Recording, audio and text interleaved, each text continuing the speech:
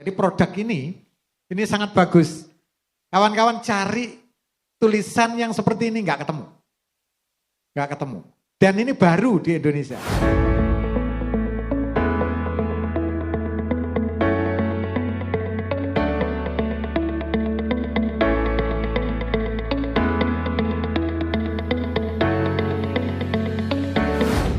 Buku ini tampilannya bagus. Revolusi sepak bola di Indonesia. Nah, saya orang Malang yang kejadian 135 nyawa. Jadi momentum itu tampaknya menginspirasi Mas Abin dan kawan-kawan untuk roadshow mulai seminar. Jadi produk ini sangat bagus. Kawan-kawan cari tulisan yang seperti ini nggak ketemu. Nggak ketemu. Dan ini baru di Indonesia.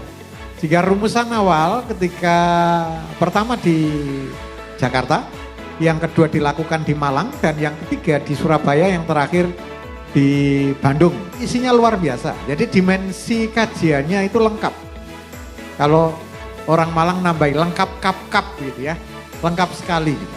Sehingga ada jadi 3 hal yang dimunculkan di sini dari penulis muda terutama. Jadi revolusi itu perlu dilakukan. Salah satunya adalah dimensi supporter. Sekarang supporter itu perannya itu sangat kurang kalau di Indonesia, sehingga itu perlu dibangun. Jadi kasus yang muncul di Malang, salah satunya yang tragedi Kanjuruhan itu, supporter hanya dari Arema saja, tidak ada dari Bonek Mania. Itu pun muncul masalah. Sehingga tadi tentu ada penyimpangan. Jadi tadi kalau Pak Rektor istilahnya dilawan ya. Dilawan. Nah, lawan kita hari ini adalah tulisan. Itu dokumen yang kapanpun bisa dibaca orang. Jadi membiasakan bahwa kami akademisi dari perguruan tinggi mewujudkan dalam bentuk tulisan supaya apa? Bisa dibaca. Nah, sarannya dari Pak Raden Isnanta tadi bahwa itu harus lebih kuat lagi, bukan hanya buku, tapi dari media sosial itu menjadi bagian. Jadi buku ini pilar pertama yang terkait dengan revolusi, apa yang harus kita lakukan, apa yang anak-anak muda harus kita siapkan untuk membangun Indonesia hebat masa depan. Itu. Yang kedua yang terkait dengan Sarpras. Jadi kalau di Kanjuruhan kapasitas stadion mungkin 30 sampai 35 ribu, tetapi kemarin tiket dijual 42 ribu. Itu persoalan. Kenapa? Pintu tidak bisa dibuka jika ada misalnya tidak ada peristiwa, ada gempa gitu aja. Itu sulit menyelamatkan diri karena kapasitasnya melebihi dari ruangan yang ada. Dan itu dibedah oleh akademisi yang terkait dengan rancang bangun teknologinya, ada di buku itu. Dan yang terakhir SDM kita. Sehingga mestinya membangun bersama-sama kolaborasi tadi yang disampaikan Pak Deputi 3 di Kementerian, di kantor Menpora, itu clear betul gitu.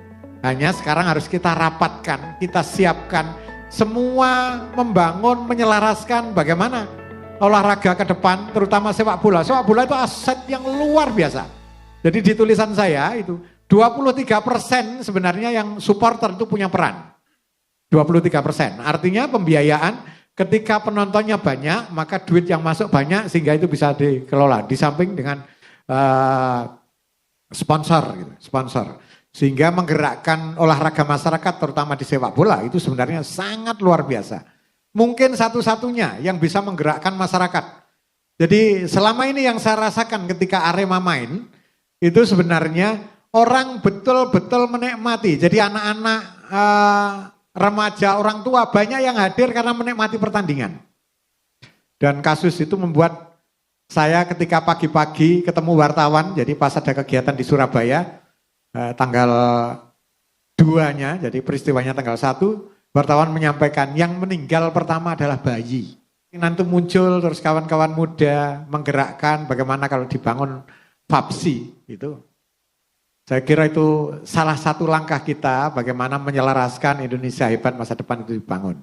Bahkan setelah muncul buku ini, bisa produk-produk lain tadi, supporter, industri kreatif, itu betul-betul menjadi kekuatan untuk membangun sepak bola nasional kita. Termasuk kompetisi tadi. Jadi di liga yang profesional maupun liga-liga di bawahnya yang SSB misalnya, ketika itu sistemnya dibangun, maka mimpi Indonesia menjadi juara Kalau tadi Pak Raden Isnanta menyampaikan di Asia atau Asia Tenggara, itu insya Allah akan bisa tercapai. Dan kita nggak boleh kendor. Artinya berpikir positif, melakukan yang terbaik untuk memperbaiki kelemahan-kelemahan yang ada.